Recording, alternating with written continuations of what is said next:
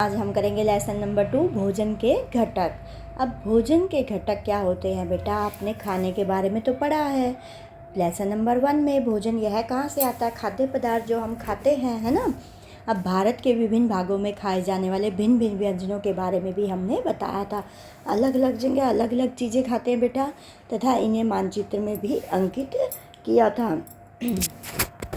एक प्रकार के भोजन में चपाती, दाल, बैंगन का भरता हो सकता है, दूसरे में चावल, सांभर, भिंडी हो सकती है। इसके अतिरिक्त अन्य भोजन में अप्पम, मछली, सब्जी हो सकती है। ये सब भोजन हम खाते हैं बेटा। सुबह अलग खाते हैं, दोपहर को अलग खाते हैं, रात को अलग खाते हैं, है ना। ये सब ने देखा है। आमतौर पर हमारे आहार में अन्न से बना कम से कम एक व्यंजन होता है। आहार मतलब भोजन से क्या होता है, अन्न से तो कोई ना कोई चीज़ बनी होती है, अनाज से। दूसरे खाद्य पदार्थों में दाल या मांस का कोई व्यंजन, सब्जी हो सकती है। इसमें दही, मट्ठा, अचार शामिल है ना बेटा। इस तरह के आहार के कुछ उदाहरण सारणी 2.1 में दिए गए हैं।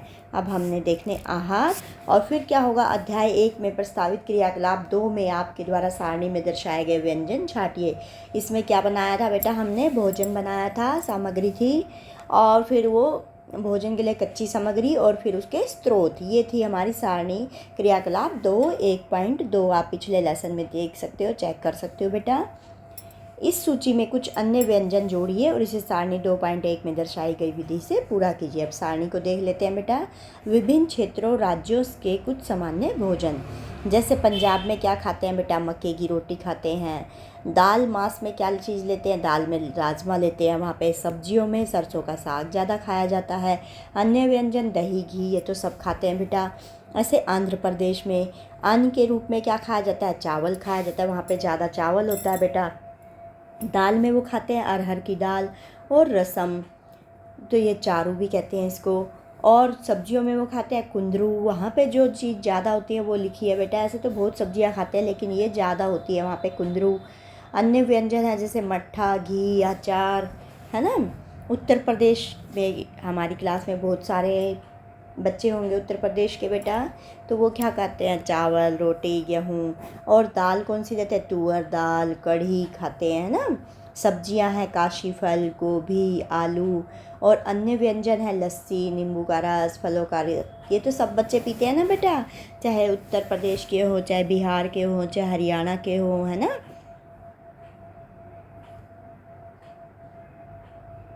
अब ये हमने टेबल देखी बेटा। कभी कभी हम अपने भोजन में वस्तुतः इन सभी व्यंजनों को नहीं ले पाते। यदि हम यात्रा में हो तब हम वही खा लेते हैं जो रास्ते में उपलब्ध हो। अब जो रास्ते में मिल जाए बेटा, हम ट्रेन में जा रहे हैं तो जो मिल जाता है वही खा लेते हैं, है ना। ज़रूरी तो नहीं जैसा हम रोज़ खाते हैं वैसा ही खाएंगे। हम में से कुछ लोगों के लिए यह संभव नहीं हो पाता कि इस तरह के विविध व्यंजन हर समय खा सके। अब हम हर समय अलग अलग चीज़ें नहीं खा सकते बेटा, है ना। आहार में विभिन्न खाद्य पदार्थों के इस तरह के वितरण का कोई ना कोई आधार होना चाहिए। क्या हमारे शरीर को विशेष प्रयोजन के लिए विभिन्न प्रकार के भोजन की आवश्यकता होती है। तो इस लेसन में हम पढ़ेंगे बेटा, हमारे भोजन में कौन कौन सी चीज़ें आवश्यक हैं जो हमारे शरीर की वृद्धि के लिए, शरीर को ठीक रखने के लिए आवश्यक है। ठीक है बेटा। तो विभिन्न प्रकार के खाद्य पदार्थों में क्या होता है, हम जानते हैं प्रत्येक व्यंजन एक या एक से अधिक प्रकार की कच्ची सामग्री से बनता है। ये तो पिछले लेसन में पढ़ा है आपने। व्यंजन मतलब खाद्य पदार्थ, खाने योग्य पदार्थ, जो हमें क्या होता है, पादपों से मिलता है, जंतुओं से मिलता है। पादपों मतलब पौधों से मिलता है, जंतुओं से। कच्ची सामग्री के संगठक क्या हैं, संगठक मतलब कि इस कच्ची सामग्री के संगठक जो आपको बताए थे बेटा, जो हम खाते हैं, जो भी चीज़ें खाते हैं हम, उस खाने योग्य पदार्थ को बनाने के लिए हमने किस किस चीज़ का प्रयोग किया, वो हमारे क्या हैं, संगठक हैं। इस कच्ची सामग्री में हमारे शरीर के लिए कुछ आवश्यक घटक होते हैं। अब घटकों की बात करेंगे। इन घटकों को हम पोषक कहते हैं, और ये पोषक होते हैं बेटा कार्बोहाइड्रेट, प्रोटीन, वसा, विटामिन, खनिज, लवण। ये आपको याद रखना है। इसके अतिरिक्त हमारे भोजन में रुक्षांश तथा जल भी शामिल होते हैं जिनकी हमारे शरीर को आवश्यकता होती है। तो आपने ये बात याद रखनी है बेटा, हमारे भोजन के मुख्य पोषक तत्व क्या है, कार्बोहाइड्रेट, प्रोटीन, वसा, विटामिन और खनिज, लवण। इसके अतिरिक्त रुक्षांश और जल भी शामिल होता है।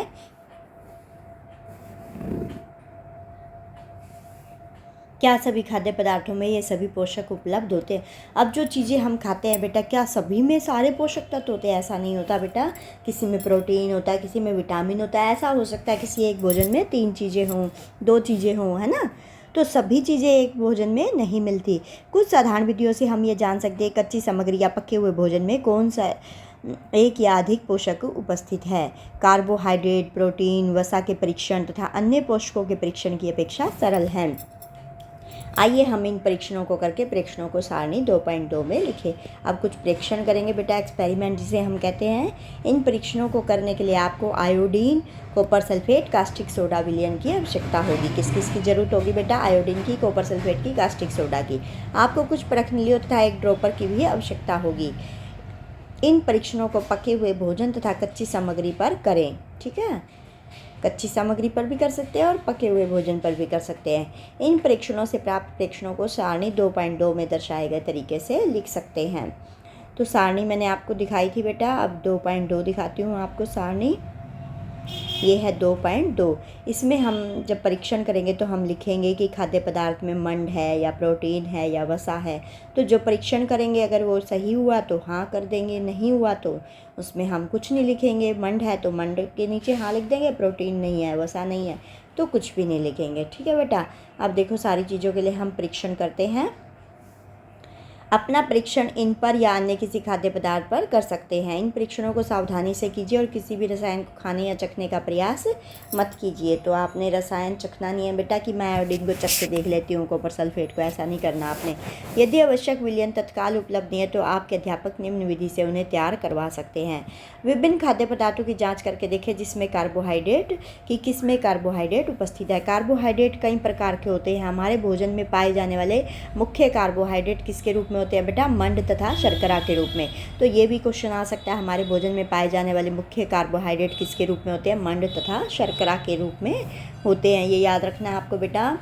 आयोडीन का तनु विलयन बनाने के लिए जैसे सर बनवाएंगे या मैडम बनवाएगी क्लास में, तो आयोडीन का विलयन बनाने के लिए हम क्या करेंगे? जल से आधी भरी परखनली में कुछ बूंदे टिंचर आयोडीन की मिला देंगे। ठीक है।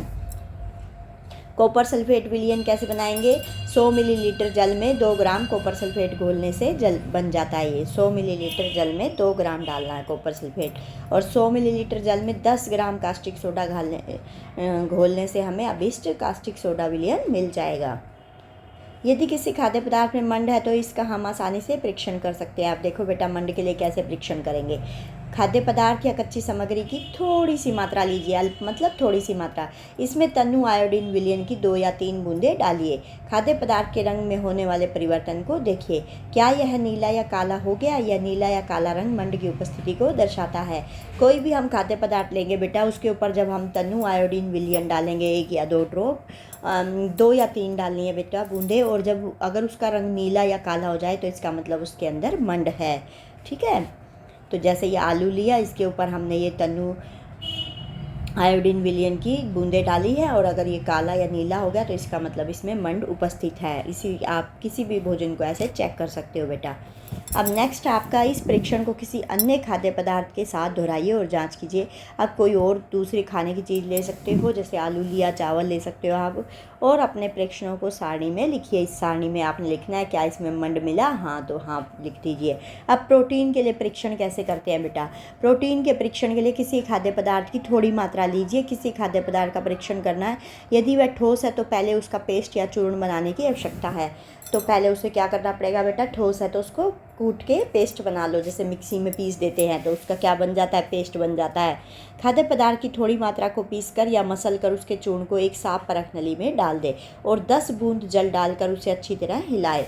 चूर्ण ले लो और उसके ऊपर 10 बूंद, ये कांच के गिलास में भी कर सकते हो बेटा। परख नली तो घर में नहीं होगी, आप कांच का गिलास ले सकते हो और उसमें ये परीक्षण कर सकते हो। अब ड्रॉपर की सहायता से परख नली में 2 बूंद कॉपर सल्फेट का विलयन और 10 बूंद कास्टिक सोडा का विलयन डालिए।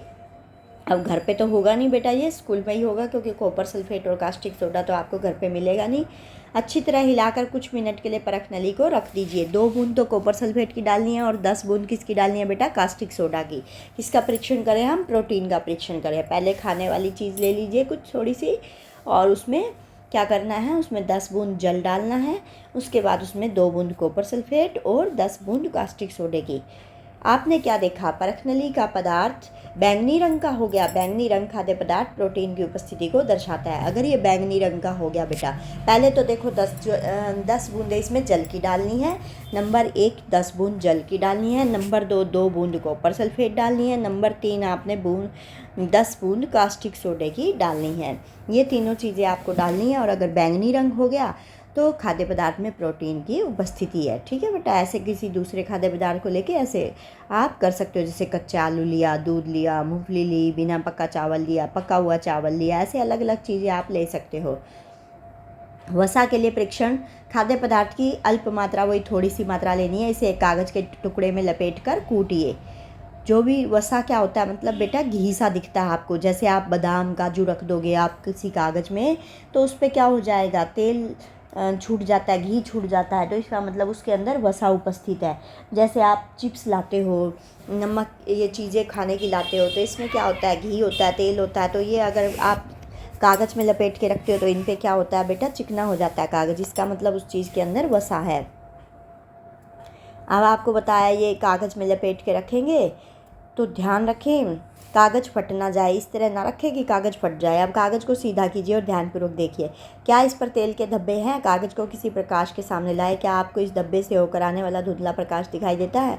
कागज़ पर तेल का धब्बा खाद्य पदार्थ में वसा की उपस्थिति को दर्शाता है। तो ये मैंने आपको समझा ही दिया बेटा, वसा का मतलब घी है। और अगर आपको उस पर घी तेल सा दिख रहा है तो इसका मतलब उसके अंदर वसा या घी है। किसी भी खाद्य पदार्थ को आप कागज़ में लपेट कर रख देंगे।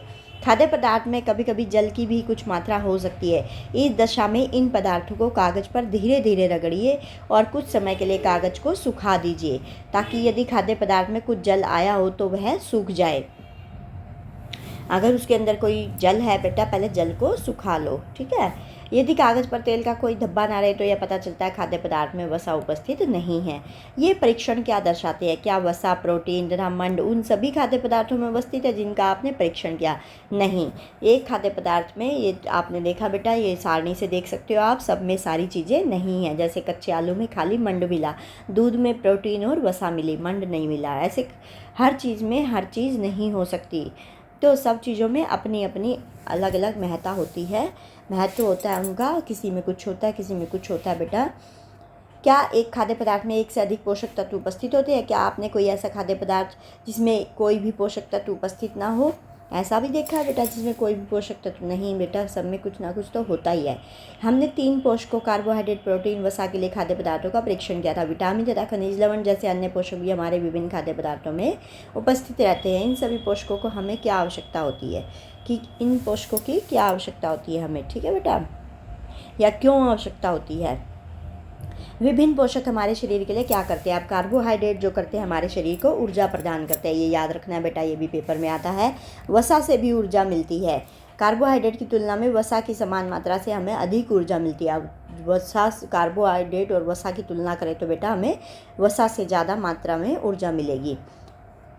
वसा और कार्बोहाइड्रेट भोजन को ऊर्जा देने वाला भोजन भी कहते हैं। जिसमें वसा और कार्बोहाइड्रेट, उस भोजन को हम ऊर्जा देने वाला भोजन भी कहते हैं। ये अब दिखा रखे हैं बेटा कार्बोहाइड्रेट के कुछ स्रोत, कि किसमें कार्बोहाइड्रेट होता है। गेहूँ, चावल, बाजरा, शकरकंदी, आलू, गन्ना, पपीता, तरबूज, आम, मक्का।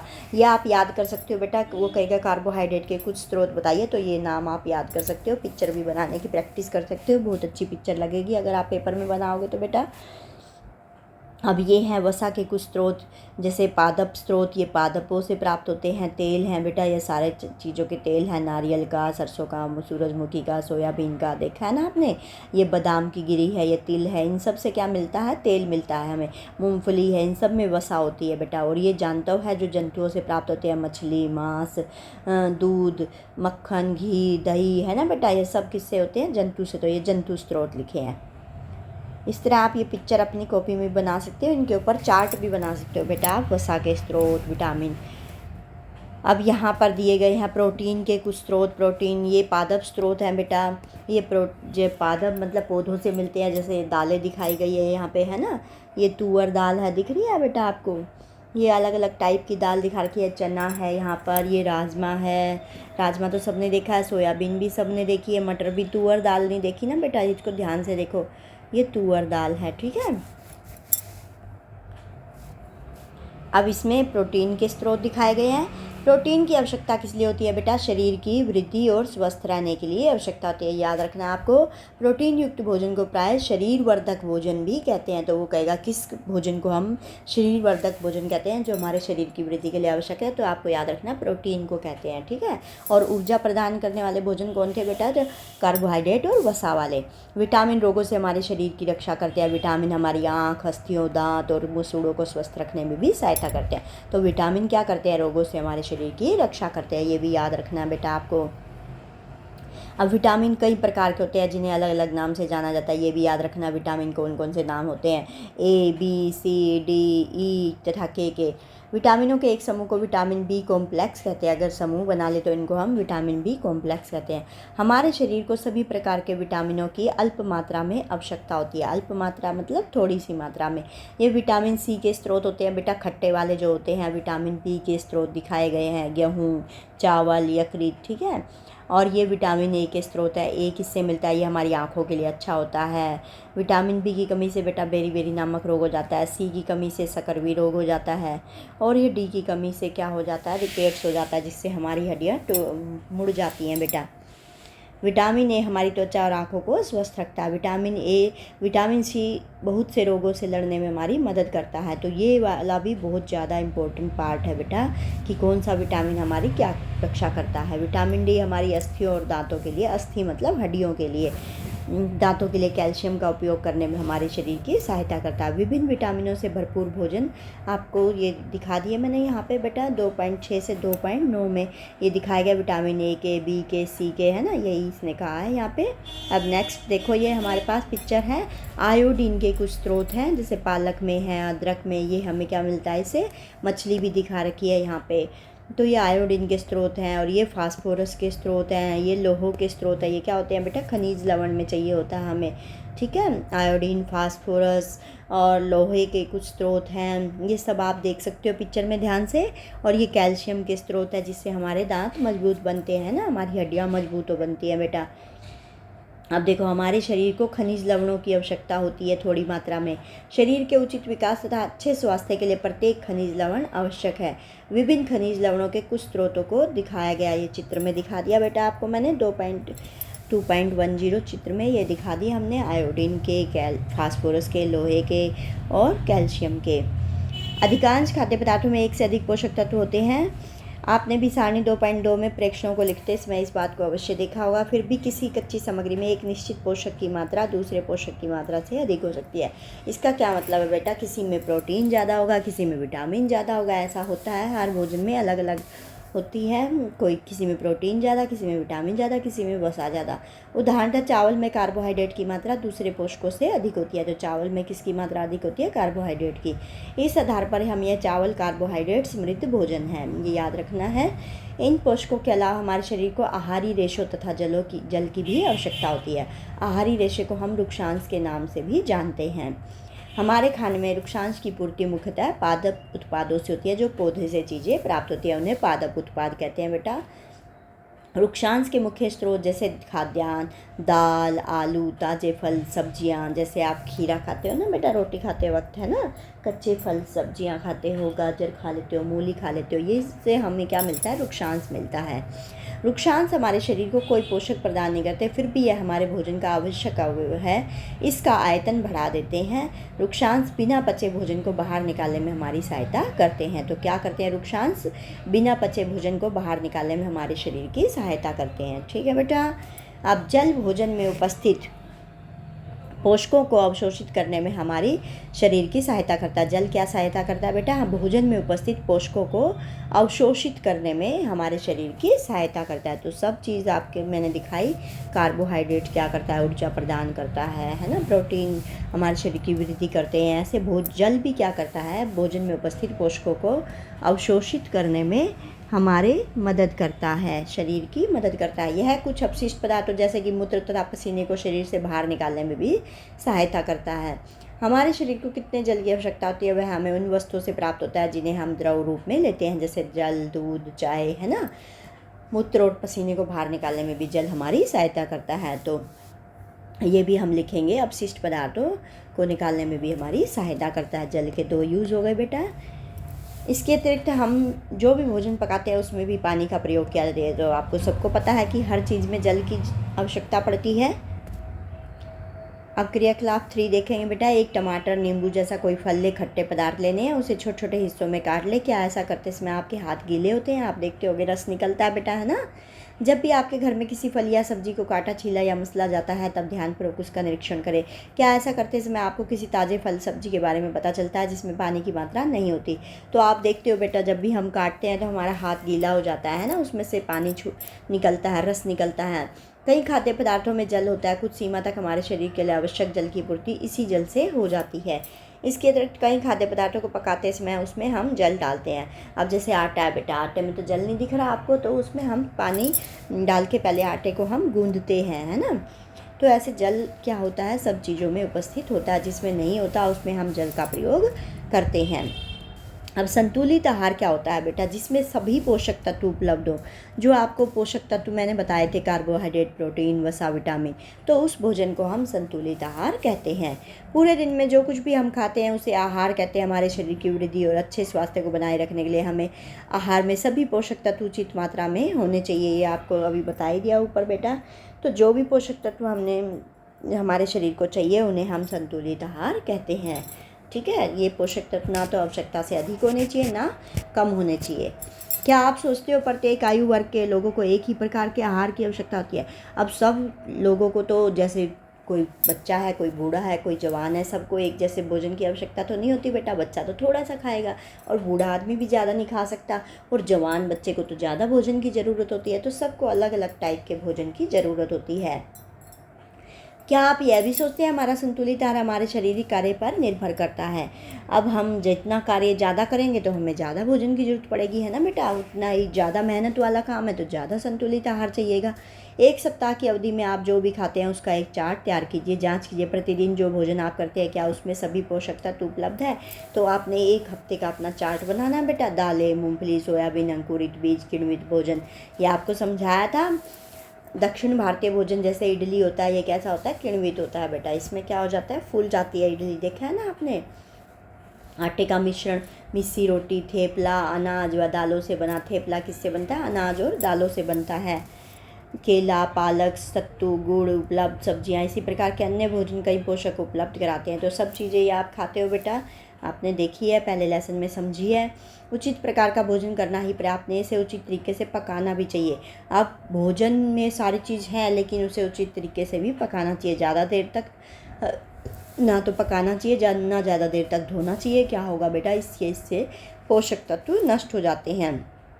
हमें इस तरह पकाना है कि इसके पोषक तत्व नष्ट ना हो। क्या आप जानते हैं पकाते समय भी कुछ पोषक नष्ट हो जाते हैं? छिलका उतार कर यदि सब्जी और फलों को धोया जाता है तो यह संभव है कि उनके कुछ विटामिन नष्ट हो जाएं। तो मैंने आपको बताया ज़्यादा देर तक भी धोना नहीं चाहिए। सब्जी और फलों की त्वचा में कई महत्वपूर्ण विटामिन और खनिज लवण होते हैं। चावल और दालों को बार बार धोने से उसमें उपस्थित विटामिन और कुछ खनिज लवण अलग हो सकते हैं। समझ में आ गया होगा बेटा।